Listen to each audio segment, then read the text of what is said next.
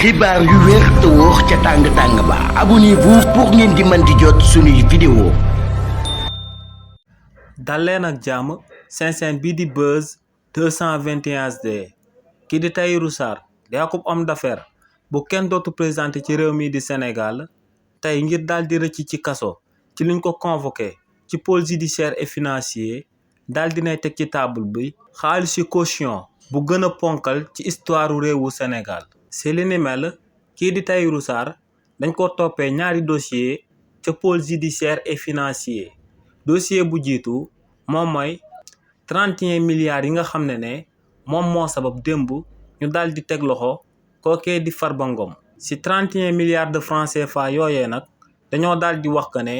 kii di Tahirou Sarr da cee jébbal akub sec bu toll ci 12 milliards de francs CFA kii di Farba Ngom si li ni mel nag homme d'affaires bii di Tahirou Sarr ngir bañ ñu daal di koy tëj kaso ci coowal 31 milliards yi daal dinay jébbal yoonu réewu Sénégal ñaari titre foncier bi si jiitu ginnaaw bañ ko xaymaa 1 milliard de francs CFA lay jar beneen bi si topp ginnaaw bañ ko xaymaa moo ngi toll ci 11 milliards de francs CFA li ni mel di tekki que ne ci 12 milliards de sec yuñ koy toppee ci coowal 31 milliards yu sabab ñu daal di jàpp Farba Ngom kookee di Tahirou Sarr daal dina ciy joxe akub caution garantie bu toll ci 12 milliards yuñ ko fay tuumaal. waaye tamit ginnaaw li ni mel kii di Tahirou Sarr ci ñaareelu dossier bu nekk ca pôle judiciaire et financier ñoo ngi ko ciy topp ci coowal 94 milliards yi nga xam ne coowalu luubalu suuf la te mu àndoon ceeg Mamour Diallo ginnaaw ba mu nekkee woon directeur des domaines ci coowal 94 milliards yooyee homme d'affaires bii di Tahirou Sarr ngir bañ tamit tey ñu daal di ko ciy teg loxo ca pôle judiciaire et financier daal dinay jël beneen titre foncier bi nga xam ne moom moo ko daal di moom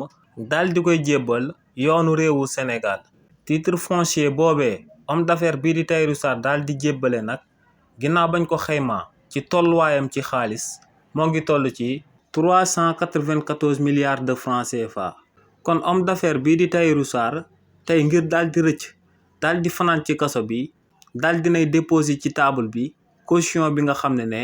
ba Sénégal di Sénégal ba tey kenn mësu koo teg ci table ngir bañ a dem daal di tëddi kaso daal dinay teg ci table bi lu tolloog 406 milliards de francs CFA waaye nag ci fàttali rek kii di Farba Ngom démb ci coowal li nga xam ne dañ ko see daal di teg loxo te mu toll ci 31 milliards de francs CFA moom jëloon na lu tolloog 34 milliards de francs CFA daal di koy teg ci table bi waaye li ni mel teewul woon juge d'instruction bu nekk ca pôle judiciaire et financier daal di koy mujjee placé sous mandat de dépôt li ni mel moom moo sabab ñuy laajte ndax kii di Tahirou Sarr malgré somme bu immense bu mu jël daal di koy teg ci table bi est-ce que loolu dina ko sauver tey ba bu demee pôle judiciaire et financier ñu daal di koy bàyyi mu dem daal di ñibbi lu leer ba am moom mooy que ne Farba Ngom démb teg na caution bu ëpp